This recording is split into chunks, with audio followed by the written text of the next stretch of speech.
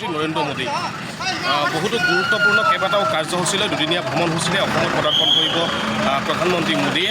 আৰু প্ৰথম কাৰ্যসূচীটো পুনতে তেখেতে আহি যিহেতুকে বৰঝাৰস্থিত বিমানবন্দৰত উপস্থিত হ'ব আৰু বৰঝাৰ বিমানবন্দৰত উপস্থিত হৈ এই যি মোৰ পিছফালে দেখিছে এয়া বৰঝাৰস্থিত বিমানবন্দৰ নতুনকৈ নিৰ্মাণ কৰা যিটো টাৰ্মিনেল, এই টাৰ্মিনেলটো আচলতে শুভ উদ্বোধন কৰিব প্ৰধানমন্ত্ৰী মোদীয়ে। লগতে লোকপ্ৰিয় গোপীনাথ বৰদলৈৰ এটা প্ৰতিমূৰ্তি তেওঁ উন্মোচন কৰিব অহাকালি ৰাতিপুৱাৰ ভাগতে। আৰু তাৰপিছতে প্ৰধানমন্ত্ৰী মোদীয়ে আচলতে গুৱাহাটীত বহুকেইটা গুৰুত্বপূৰ্ণ কাৰ্যসূচীত অংশগ্ৰহণ কৰিব। আৰু এই যি নতুনকৈ নিৰ্মাণ হোৱা যিটো টাৰ্মিনেল, প্ৰায় ৬,০০০ কোটি টকা ব্যয় সাপেক্ষে নিৰ্মাণ কৰি উলিওৱা হৈছে এই টাৰ্মিনেলটো। আৰু এবাৰত প্ৰায় ৪,৫০০ যাত্ৰীক নিয়ন্ত্ৰণ কৰিব পৰা ক্ষমতা আছে এই নতুন টাৰ্মিনেলটোত।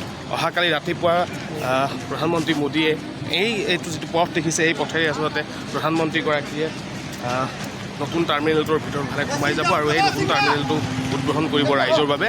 আৰু কেইবাটাও গুৰুত্বপূৰ্ণ তেখেতৰ কাৰ্যসূচী আছে। তেখেতে শ্বহীদ স্মাৰক ক্ষেত্ৰত গৈ পদাৰ্পণ কৰিব আৰু লগতে যি নৌকা বিহাৰ কৰিব গুৱাহাটীত গৈ তেখেতে ব্ৰহ্মপুত্ৰ নদীত নৌকা বিহাৰ কৰিব। তেখেতে যিহেতুকে পৰীক্ষা পে চৰ্চা শীৰ্ষক এটা কাৰ্যসূচী হাতত লৈছে মোদী। আৰু বহুকেইগৰাকী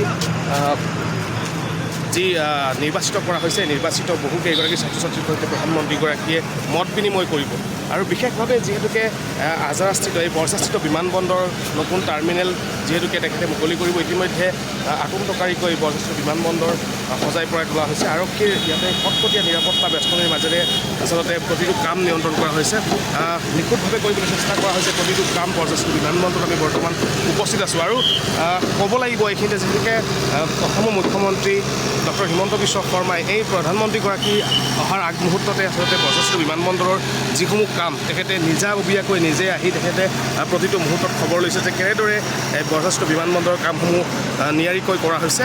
আৰু আজিও কিছু সময় পিছতে আচলতে মুখ্যমন্ত্ৰী ডক্টৰ হিমন্ত বিশ্ব শৰ্মাই আহি এই বৰঝাৰস্থিত বিমানবন্দৰৰ নতুন টাৰ্মিনেলত কামসমূহ নিৰীক্ষণ কৰাৰ বাবে তেখেতে পুনৰ আজি আৰু কিছু সময় পিছতে আহি পাব আৰু এই টাৰ্মিনেলটোৰ কামসমূহ পৰিদৰ্শন কৰিব, কামসমূহৰ বুজ ল'ব মুখ্যমন্ত্ৰীগৰাকীয়ে।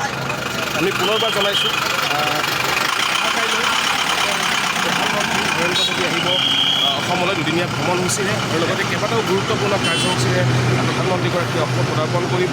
প্ৰায় ৬,০০০ কোটি টকা ব্যয় সাপেক্ষে নিৰ্মাণ কৰা বিমানবন্দৰৰ নতুন টাৰ্মিনেলটো তেখেতে উদ্বোধন কৰিব, য'ত এবাৰত প্ৰায় ৪,৫০০ যাত্ৰীক নিয়ন্ত্ৰণ কৰিব পাৰিব এই নতুন টাৰ্মিনেলে।